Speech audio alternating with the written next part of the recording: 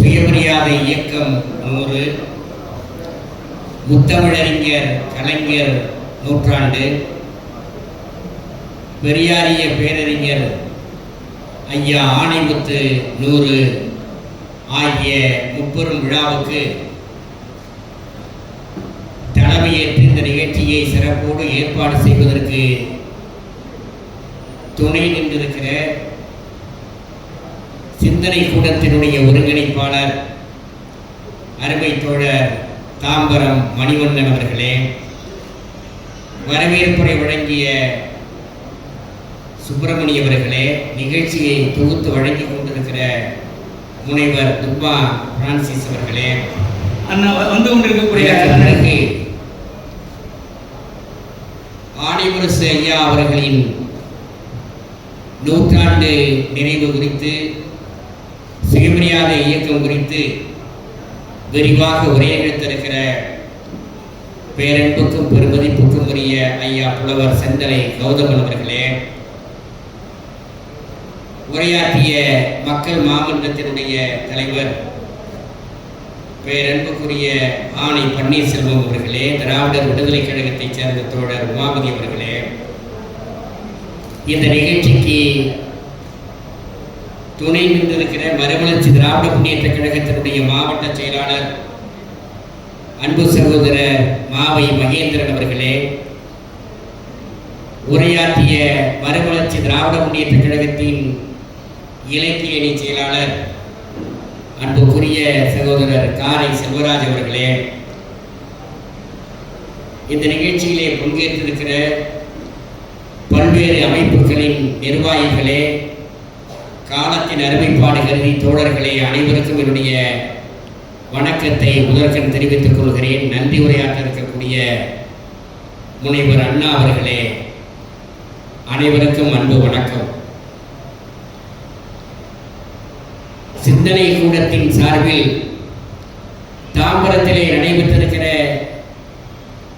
பல நிகழ்ச்சிகளிலே உரையாற்றுகிற வாய்ப்பை நான் பெற்றிருக்கிறேன். 2008 தொடக்கத்தில் ஈழத்திலே தமிழின படுகொலை மிக மூர்க்கமாக நடைபெற்ற நேரத்தில் தாம்பரம் சண்முகம் சாலையிலே சிந்தனை கூடத்தின் சார்பில் நியாயம்தானா, இந்திய அரசே நியாயம்தானா என்று தலைப்பில் நடத்த அந்த பொதுக்கூட்டத்தில் 1.5 மணி நேரம் நாம் ஆற்றிய உரை இன்றைக்கும் அது வலையொலிகளிலே இருக்கிறது. இந்த காலகட்டத்தில் நூற்றாண்டு நிறைவு கண்டிருக்கிற சுயமரியாதை இயக்கம் பற்றி, தலைவர் கலைஞரை பற்றி, ஐயா ஆணைமுத்து அவர்களை பற்றி கருத்தரங்கு நடத்த வேண்டும் என்று நம்முடைய துரை மணிவண்ணன் அவர்கள் என்னிடத்திலே கேட்டு எல்லோரையும் ஒருங்கிணைத்து இந்த நிகழ்ச்சியை நடத்தி கொண்டிருப்பதற்கு என்னுடைய பாராட்டுக்களை முதற்கண் தெரிவித்துக் கொள்கிறேன். அண்ணன் குளத்தூர் மணியண்ணன் அவர்கள் எதிர்பாராத விதமாக வர இயலாத ஒரு சூழல் ஏற்பட்டாலும் ஐயா புலவர் சிந்தனை கௌதமன் அவர்கள் சுயமரியாதை இயக்கத்தை பற்றியும் அவருடைய உரையிலே பேசி, அதற்கு பிறகு ஆணைமுத்தவர்களை பற்றியும் பேசி நிறைவு செய்வார்கள். அவருடைய உரையை நானும் இருந்து கேட்க வேண்டும் என்று ஆவல் இருந்தாலும் நாளை காலையிலே மயிலாடுதுறையில் இருக்க வேண்டிய நிர்பந்தம் இருப்பதால் நான் வாகனத்திலே புறப்பட வேண்டும். அருள் கூர்ந்த ஐயா அவர்கள் பொறுத்து கொள்ள வேண்டும் என்று கேட்டுக்கொள்கிறேன். சுயமரியாதை இயக்கத்தை பற்றி ஒரே ஒரு செய்தியை மட்டும் நான் சொல்லிவிடுகிறேன். 1924 ஆண்டு பல சிறப்புகள் உண்டு. சுயமரியாதை இயக்கத்தை தந்தை பெரியார் தொடங்குவதற்கு முன்பு நவம்பர் மாதம் காஞ்சிபுரத்தில் நடைபெற்ற மாநாடு, அந்த மாநாட்டிலிருந்து வெளியேறி சுயமரியாதை இயக்கத்தை தொடங்கினார். அந்த காலகட்டம் என்பது இந்திய அரசியல் அரங்கத்தில் வரலாற்றிலே பதிந்திருக்கிற 1925 இந்த மண்ணில் ஆரிய சனாதன கருத்துக்களை வருணாசிரமத்தை வேறாக கொண்டு RSS என்கிற ஒரு அமைப்பு, ஒரு பயங்கரவாத அமைப்பு, உலகத்திலேயே தீவிரவாத இயக்கம் என்று சொன்னால் என்னை பொறுத்தவரையில் உடலிருந்து கொள்ளும் புற்றுநோயை போல வளர்ந்திருக்கிற ஒரு அமைப்பு என்றால் அது ராஷ்டிரிய சுயம் சேவக். அந்த அமைப்பு தொடங்கப்பட்டது விஜயதசமி நாளில் 1925. எந்த சனாதன தர்மத்தை நிலைநாட்டுவதற்கு, பார்ப்பனிய இந்துத்துவ கருத்தை விதைப்பதற்கு RSS என்கிற அமைப்பை ஹெக்கேவர் தொடங்கினாரோ நாக்பூரில், அதே ஆண்டு அந்த வருணாசிரம தர்மத்தை வேரோடும் வேரடி மண்டோடும் கிள்ளி எரிந்து 1000 அடி குழி தோண்டி புதைப்பதற்கு எங்கள் சுயமரியாதை இயக்கத்தை தலைவர் தந்தை பெரியார் தொடங்கினார். நீ உருகொண்ட நேரத்திலேயே உன்னை அழிப்பதற்கு தொடங்கினார் எங்கள் தலைவர் தந்தை பெரியார் சுயமரியாதை இயக்கம். இந்திய உபகண்டத்திலே எல்லோரும் RSS-க்குள் அடங்கிவிட்டார்கள். RSS-க்குள் அடங்காத ஒரு அமைப்பு, RSS-ஐ எதிர்த்து களத்திலே இன்னும் வீரியமாக நிற்கிற ஒரு பேர் இயக்கம் நம்முடைய திராவிட பேர் இயக்கம். எனவே நாம் அச்சப்படுகிறோம், எனவே நாம் துடிக்கிறோம். இந்து தேசியம் அது பார்ப்பனிய தேசியம். இந்து மதம் என்பது பார்ப்பன மதம். அவன் கட்டமைக்க விரும்புகிற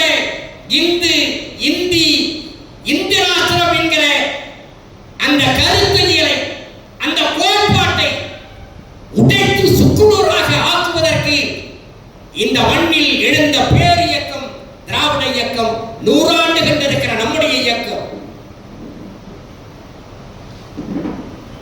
1912 திராவிட சங்கமாக டாக்டர் சி நடேசனாரால் உருவாக்கப்பட்டு 16 தென்னிந்திய நல உரிமை சங்கம் நீதி கட்சியாக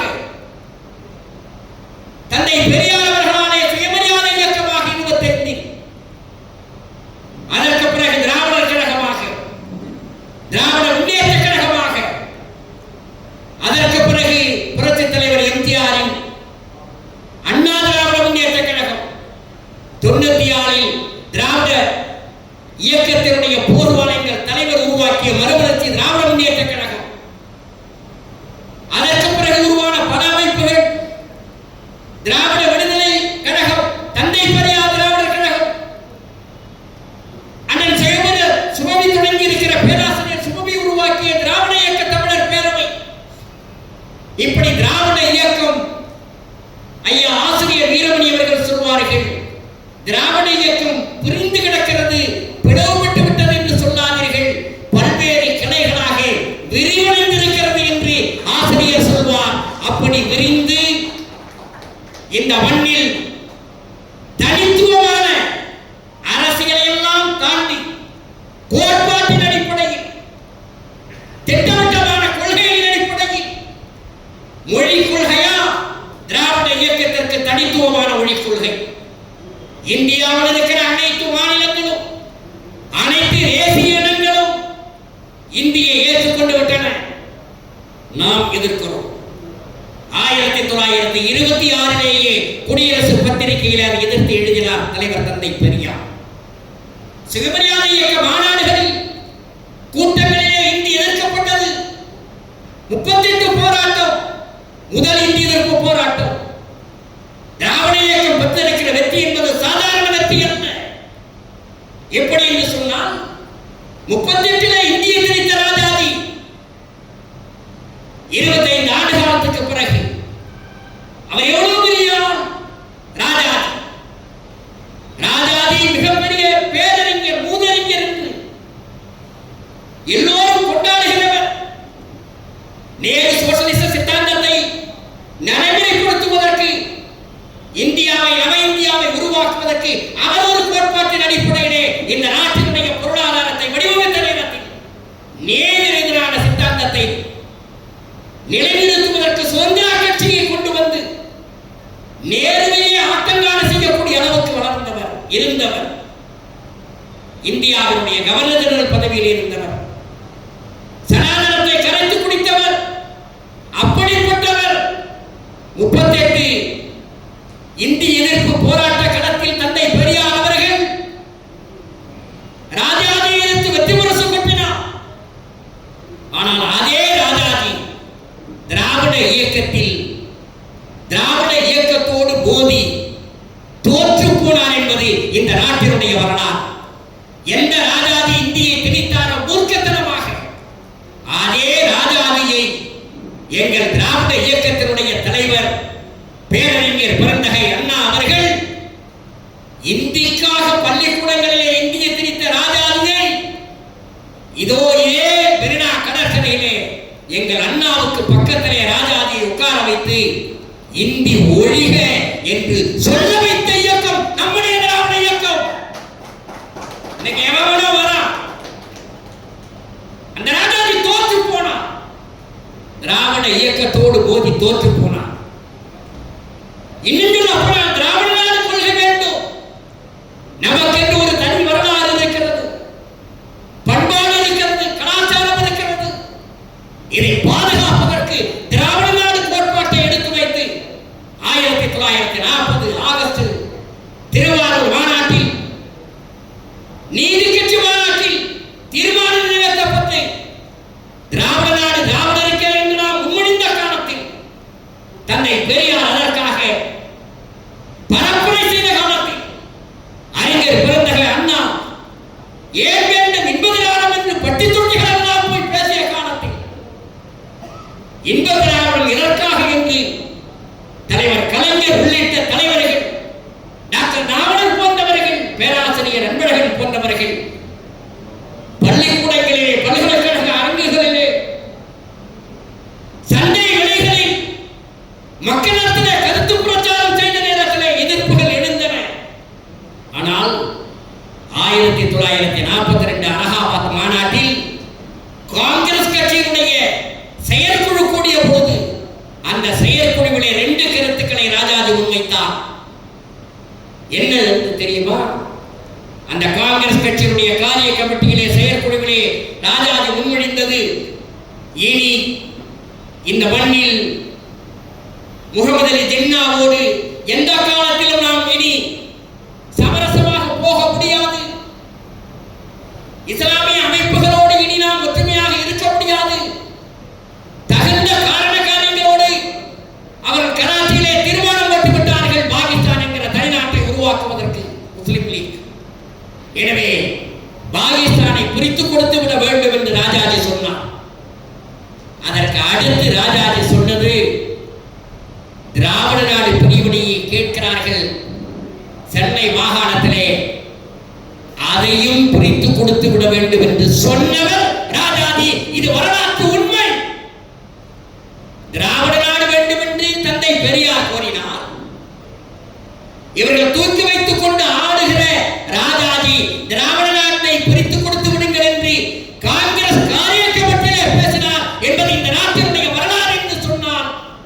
திராவிட இயக்கம் பெற வேண்டிய வெற்றியை ராஜாஜி காலத்திலேயே பெற்றுவிட்டது, மறந்துவிடக் கூடாது. நம்முடைய எதிரிகள் எவ்வளவு பெரிய எதிரிகளை எல்லாம் நாம் பார்த்திருக்கிறோம். சாதாரண எதிரி அல்ல. நான் பிராமின் மூவ்மெண்ட் என்று சொல்லி உருவாக்கப்பட்ட தென்னிந்திய நலவுரிமை சங்கம், நீதி கட்சி,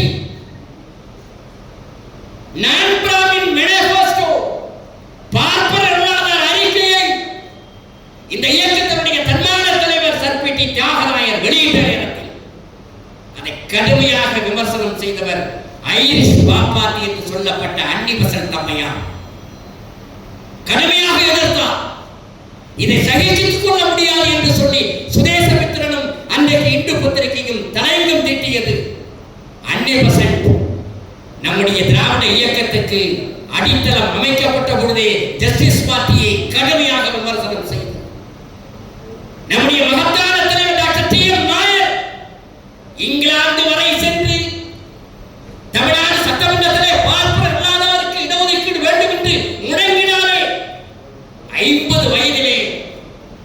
இந்த உலகை விட்டு காலமாகி போய் வரலாற்றிலே வாழ்கிறாரே டாக்டர் டி.எம். நாயர், அவரை கடுமையாக விமர்சனம் செய்தார்கள் அன்னிவசன்ட் அம்மையார்.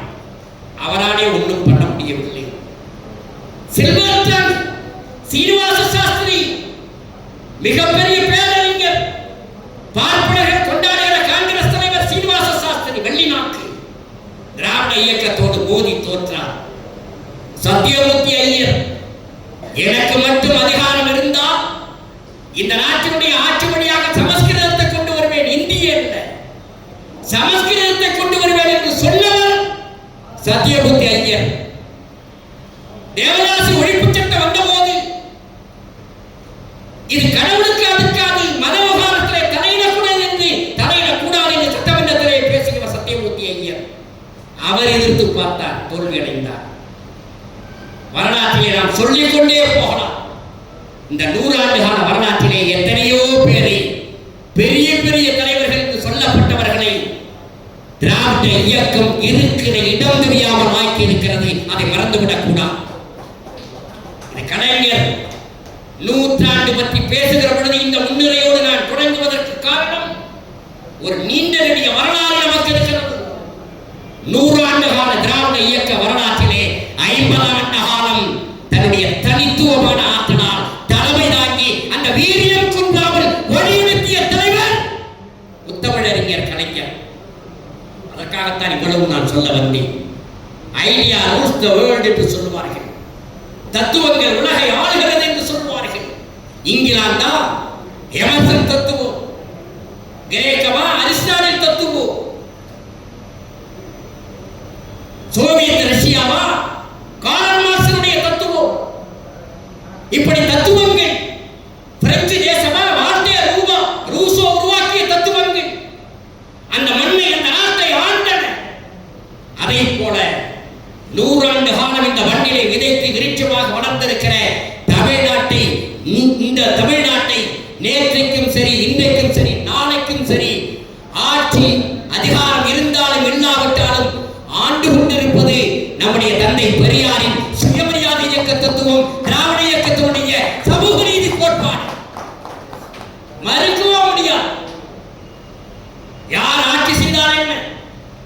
நீதி கட்சி ஆட்சியிலேயும் தந்தை பெரியார் சுயமரியாதை இயக்கத்தை தொடங்கியதற்கு பிறகு 37 இந்திய போராட்டத்திற்கு பிறகு 38 டிசம்பர் மாதம் நடைபெற்ற நீதி கட்சி மாநாட்டில் தலைவர் பொறுப்பை அவர் பெண்ணாரி சிறைச்சாலையில் இருந்த பொழுது அவரை தலைவராக்கியது நீதி கட்சி. அவர் நீதி கட்சியினுடைய தலைவரான போது தந்தை பெரியார் காங்கிரஸ் கட்சியில் இருந்த நேரத்தில் இருந்து போராட தொடங்கினார். மனு தர்மத்தை எதிர்த்தார், ராமாயணத்தை எதிர்த்தார், கொடுக்க வேண்டும் என்று திருப்பூர் மாநாட்டிலே காங்கிரஸ் மாநாட்டிலே பேசினார். சனாதன தர்மத்தை எதிர்த்தார், இந்திய எதிர்த்தார். காங்கிரஸ் கட்சியில் இருந்த பொழுது அதையெல்லாம் விட முக்கியமானது வகுப்புரிமை தீர்மானத்தை எல்லா மாநாடுகளிலும் கொண்டு வந்தார். சமூக நீதிக்கு அடித்தளம் அமைப்பதற்கு 1920ஆம் ஆண்டுகளில் இருந்து எல்லா மாநாடுகளிலும், காங்கிரஸ் மாநாடுகளிலும் தீர்மானத்தை கொண்டு வந்த பெருமை தலைவர் தந்தை பெரியாருக்கு உண்டு. நீதி கட்சி ஆட்சிக்கு வருகிறது 21ஆம் ஆண்டு. அந்த நீதி கட்சி வகுப்புரிமை தீர்மானத்தை கொண்டு வர வேண்டும் என்று முதல் உத்தரவு போட்ட பொழுது காங்கிரஸ் கட்சியில் இருந்த நேரத்திலேயே தலைவர் தந்தை பெரியார் அதை ஆதரித்தார். அது நடைமுறைக்கு வருவதற்கு பல தடைகள் இருந்தன. ஆனால் முத்தையா முதலியார் காலத்திலே அது 28 நடைமுறை, 27, 28 நடைமுறைக்கு வந்த நேரத்திலே தலைவர் தந்தை பெரியார் குடியரசு பத்திரிகையில் எழுதினார், பிறக்கின்ற குழந்தைகளுக்கெல்லாம் முத்தையா என்று பெயர் சூட்டுங்கள் என்று சொன்னார். தந்தை பெரியாருடைய அசைவுக்கு ஏற்ப நீதி கட்சியினுடைய அரசு செயல்பட்டது, மறந்துவிடக்கூடாது. 47 நாட்டுக்கு விடுதலை, நாடு விடுதலை அடைந்ததற்கு பிறகு விடுதலை அறிவிக்கின்ற அந்த காலகட்டத்திலே இங்கே முதலமைச்சர் பொறுப்பில் இருந்தவர் ஓபி ராமசாமி ரெட்டியா, ஓபியா. அவர் காலத்திலே தான் பிற்படுத்தப்பட்ட சமுதாயத்துக்கு தனி இடஒதுக்கீடு வழங்கப்பட்டது, மறந்துவிடக்கூடாது. அவர் என்ன சொன்னார்கள்? இந்த நாட்டில் இருந்த பார்ப்பனர்கள் தாடி இல்லாத ராமசாமி என்று சொன்னார், மறந்துவிடக்கூடாது. அப்படி என்றால் என்ன அர்த்தம்? ஓபி ராமசாமி முதலமைச்சராக இருந்தாலும் அவரை உத்தரவு போட வைப்பதற்கு தந்தை பெரியாரின் சமூக உரிமை, தந்தை பெரியாரின் வகுப்புரிமை, அவருடைய கோட்பாடு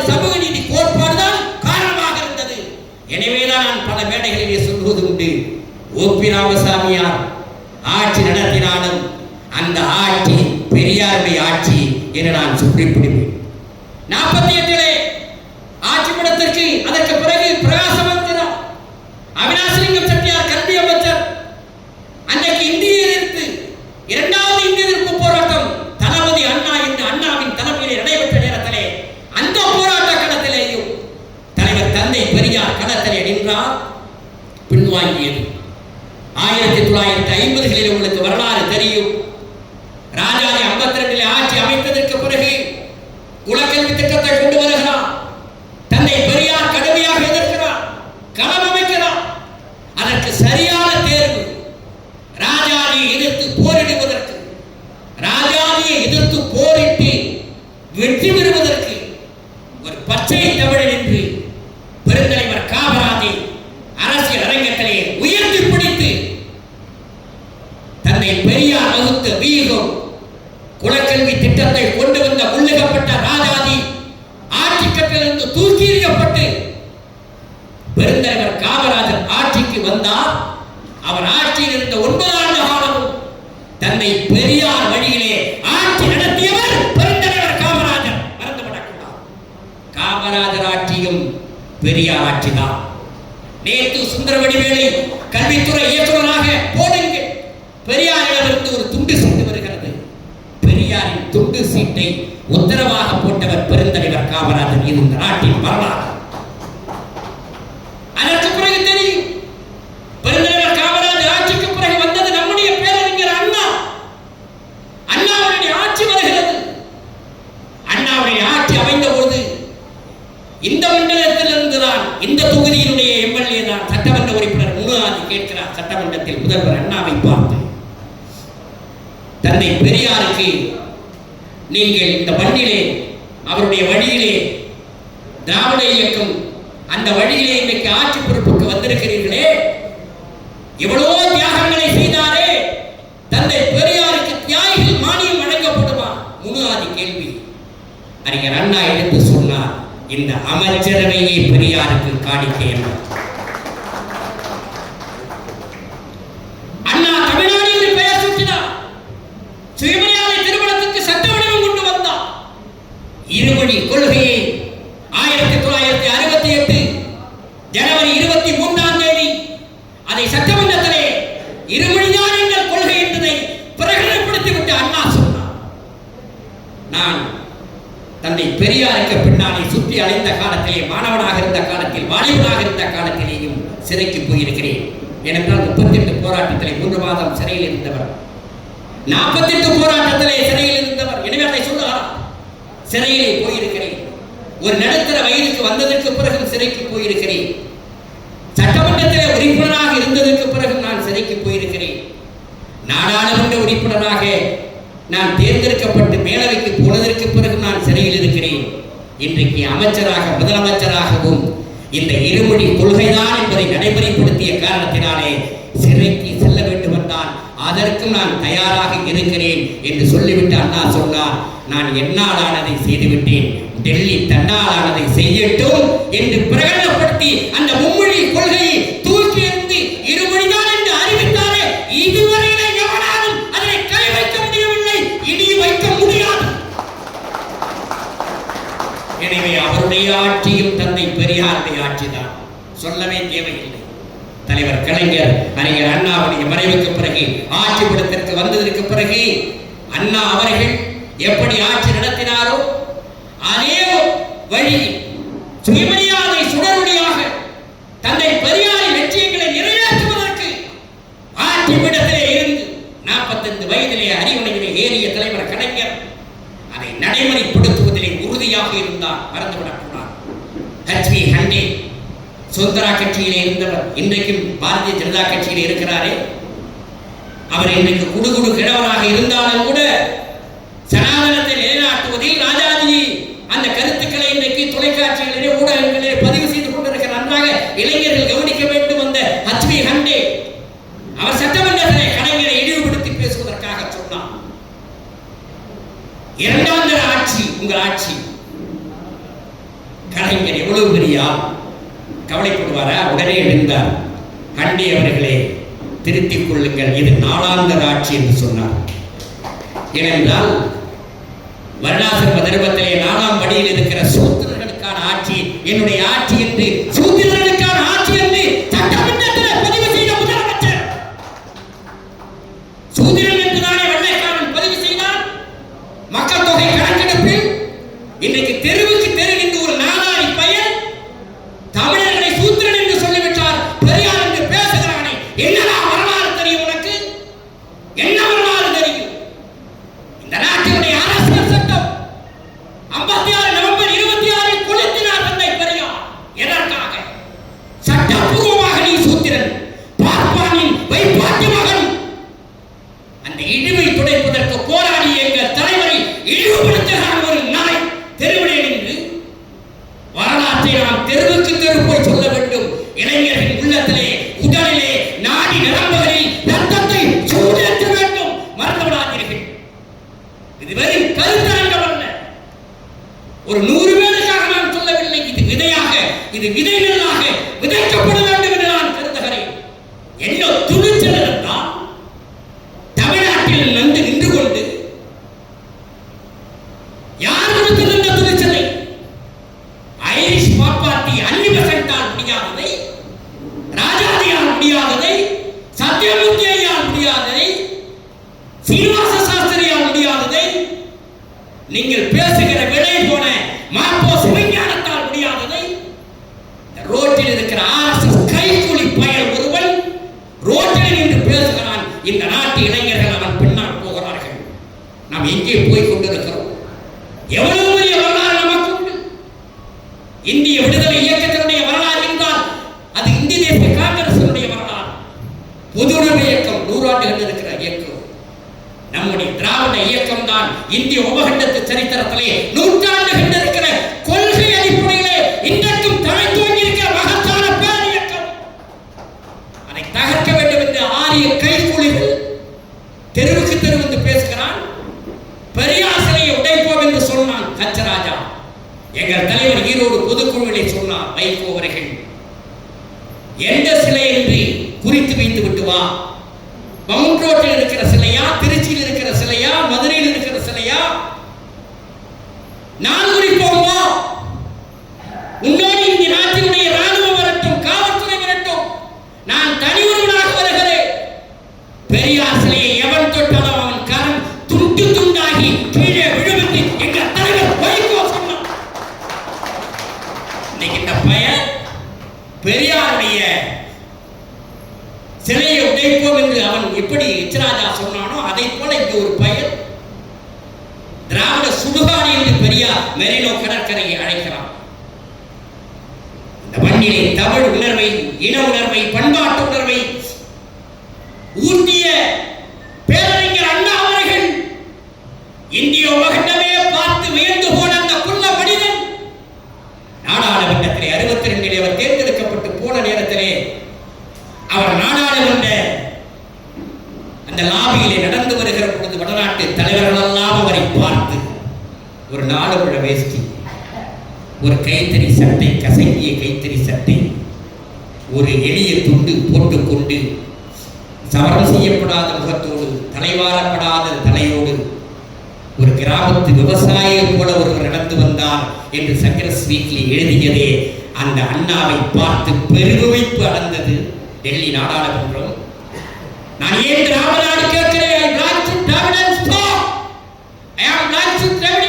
என்று சொல்லி அண்ணா அங்கே கொட்டி வழங்கிய பொழுது தனிநாடு கேட்பதற்கான காரணங்களை எல்லாம் அடுக்கி காட்டி அண்ணா வீர முழக்க விட்ட பொழுது வங்கத்து சிங்கம் பூபேஷ் குப்தா அவர் எடுத்து சொன்னார், நாங்கள் பிரிவினைக்கு எதிரானவர்கள், ஆனால் அண்ணாவை இப்படியே பேச வைத்தீர்கள் என்று சொன்னால் நாங்களும் அதற்கு ஆதரவாக கை தூக்கிற நிலைமை ஏற்பட்டுவிடும் என்று சொன்னார். என்று சொன்னால் அவ்வளவு பெரிய அண்ணா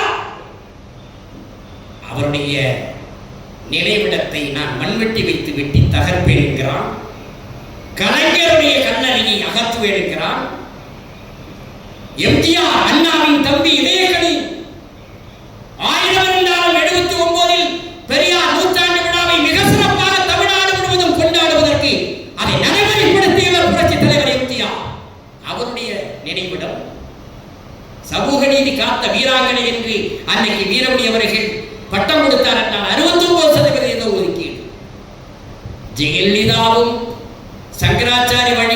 நடத்தவில்லை.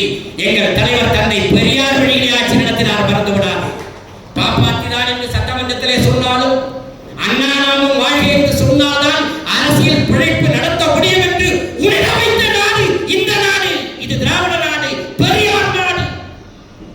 இதையெல்லாம் நான் சொல்லுவதற்கு காரணம் தோழர்களே, 100 ஆண்டு கால திராவிட இயக்க வரலாற்றிலே 50 ஆண்டு காலம் தலைமை வகித்த நேரத்திலே தலைவர் கலைஞர் அரசியலிலே பதவிக்கு வரலாம் போகலாம், ஆனால் இறுதி மூச்சு உள்ள வரையில் சனாதன இந்து தர்மத்தை பார்ப்பனியத்தை எதிர்க்கக்கூடிய ஒரு தலைவராக தலைவர் பெரியார் இருந்தால் மறந்துவிடக்கூடாது, தலைவர் கலைஞர் இருந்தால் மறந்துவிடக்கூடாது. கண்மூடுகிற காலம் வரையில் அந்த துணிச்சல் நமக்கு இருந்தது, கலைஞர் அவர்களுக்கு இருந்தது. அது இன்றைக்கு தேவைப்படுகிறது. அதற்காக சொல்கிறேன், ஒரு எளிய குடும்பத்திலே பிறந்து 14 வயதிலே 38 இந்திய எதிர்ப்பு போராட்டத்திலே கலந்து கொண்டு 17 வயதில் தமிழ்நாடு தமிழ் மாணவர் மன்றத்தை வைத்து புரட்சி கலைஞர் பாரதிதாசனுக்கு அழைப்பு விடுத்து அவர் தலைவர் கலைஞர் அவர்கள் கிளம்பித்திருக்கான் தமிழ் சிங்க கூட்டம், கிழித்தெறிய காணுவான் பகை கூட்டத்தை என்று அந்த கவிதையை கலைஞர் 17 வயதில் இருந்த நேரத்திலே வாழ்த்து கவிதையாக எழுதி அனுப்பியவர் புரட்சி கவிஞர் பாரவேந்தர் பாரதிதாசன். அந்த வரலாறு தலைவர் கலைஞருக்கு உண்டு. 24 வயதிலே தந்தை பெரியாருடைய ஈரோட்டு பாசறைக்கு சென்று குடியரசு பத்திரிகையில் அவர் துணையாசிரியராக அவருடைய அடிப்படையிலிருந்து தந்தை பெரியார் பாசறையிலே வளர்ந்தவர். திராவிட முன்னேற்ற கழகத்தை தொடங்கி பேரறிஞர் அண்ணா வழிநடத்திய நேரத்தில் அதே சமூக நீதி சிந்தனையோடு தலைவர் கலைஞர் அவர்கள் இளம் வயதிலே ஏற்றுக்கொண்ட அந்த கொள்கையிலிருந்து மாறாமல் சமூக நீதிக்காக சனாதன தர்மத்தை எதிர்ப்பவராக ஆட்சி அதிகாரத்திலே இருந்த நேரத்திலே கூட அதை பற்றி கவலைப்படாமல் தொடர்ந்து பணியாற்றிய மகத்தான பெருமை கலைஞர் அவர்களுக்கு உண்டு. சொல்லிக்கொண்டே போகலாம்.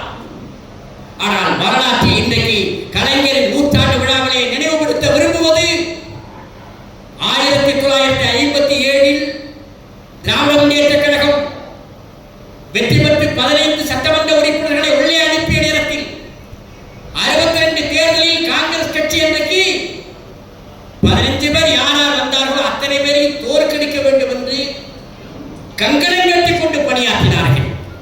அதில் 15 பேரிலே ஒருவர் MP சுப்பிரமணியம். அவர் EVK சம்பத் அவர்களோடு தமிழ் தேசிய கட்சிக்கு போய்விட்டார். மீதி 14 பேர். அந்த 14 பேரையும் 62 தோற்கடிக்க வேண்டும் என்று கருதிய நேரத்தில் காங்கிரஸ் கட்சி அதற்கான ஏற்பாடுகளை செய்த நேரத்தில் 62 தேர்தலில் 14 பேரில் கலைஞர் ஒருவர்தான் வெற்றி பெற்றார். 13 பேரையும் தோற்கடித்தார்கள்.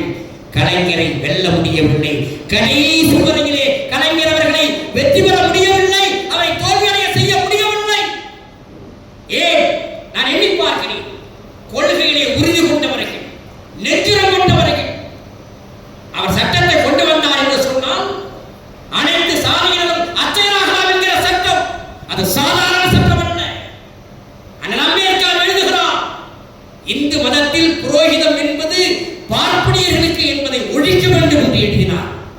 அதை ஒழித்து காட்டியது திராவிட இயக்கம். அதற்கு முதலில் அகரம் எழுதியவர் 1970 நம்முடைய தலைவர் கலைஞர். மறந்துவிடக்கூடாது.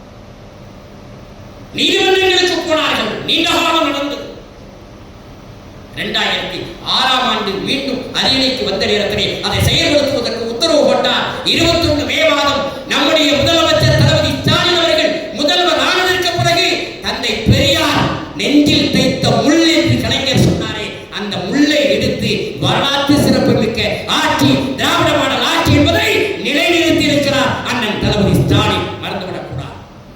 கொள்கை வழியிலே தந்தை பெரியார் போட்ட பாதையிலே ஆட்சி நடத்துகிறோம்.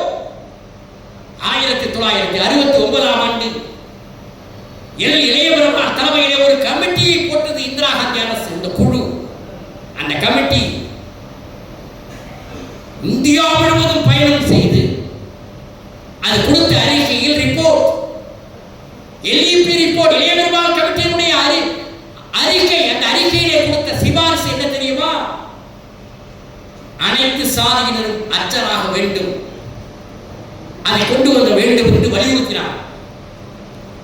அது வலியுறுத்திய நேரத்திலே பெங்களூரிலே அது மிக முக்கியமான செய்தி என்பதனாலே நான் சொல்ல விரும்புகிறேன்.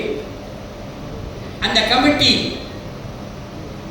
Report of the committee on untouchability, தீண்டாமை ஒழிப்பதற்காக அமைக்கப்பட்ட இளையபெருமாள் கமிட்டி அறிக்கை, அதிலே அனைத்து சாதியினரும் அர்ச்சகரானோம் என்று திராவிட இயக்கம் தந்தை பெரியார் காலத்திலிருந்து சொல்லி வருகிறது அல்லவா.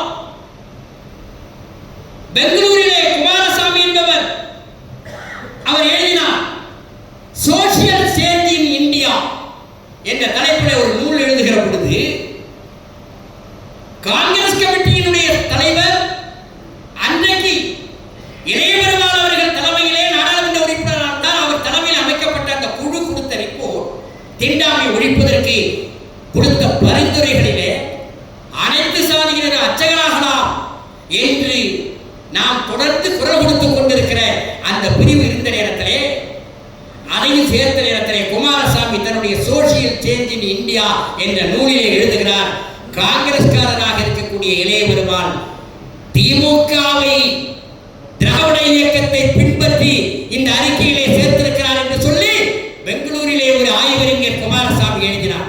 இதை நான் சொல்லுவதற்கு காரணம், சனாதன தர்மத்தை ஒழிக்க வேண்டும் என்பதிலே அனைத்து சாதியினரும் அர்ச்சகராகலாம் என்கிற திட்டத்தை, சட்டத்தை கலைஞர் கொண்டு வந்த காலத்திலிருந்து இன்று வரையிலே எதிர்க்கிறது. பார்ப்பனியும் சமத்துவத்துக்கு எதிரான, சமூக நீதிக்கு எதிரான அத்தனை பேரும் இன்றைக்கும் பேசுகிறான் என்று சொன்னார்.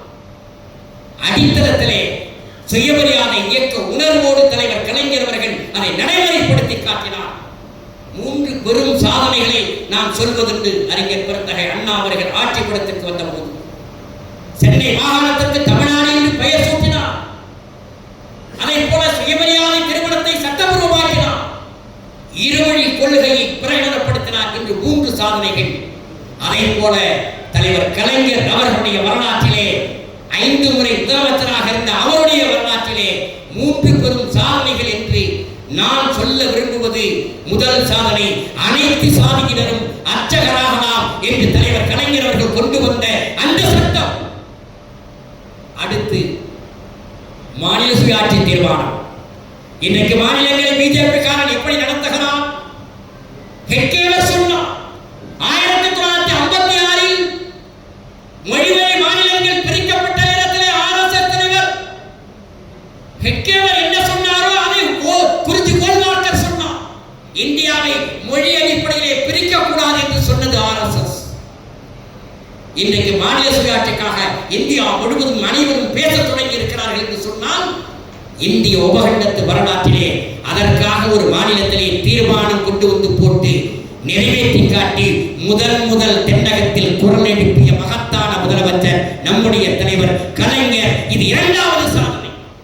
3வது சாதனை என்று கலைஞருடைய ஆட்சியிலே நான் பார்ப்பது 1929 பிப்ரவரி 17, 18 தேதிகளிலே சுயமரியாதை இயக்கத்தினுடைய முதல் மாநாடு இங்கே செங்கற்பட்டில் நடந்ததே.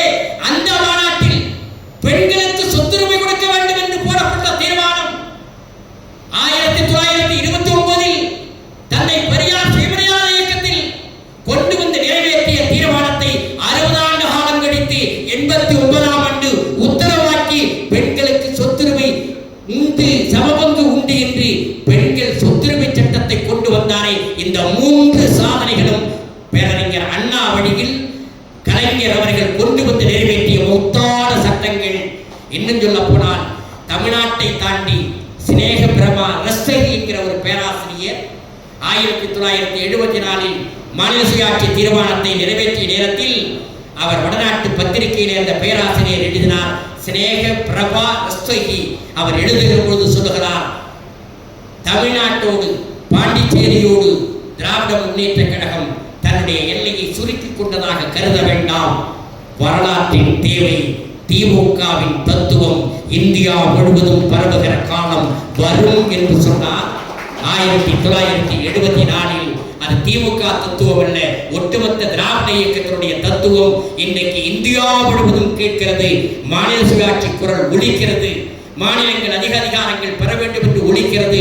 மத்திய அரசாங்கத்தில் குவிக்கப்பட்டிருக்கிற அதிகாரங்களை உடை தெரிய வேண்டும் என்று முதலிலே தலைவர்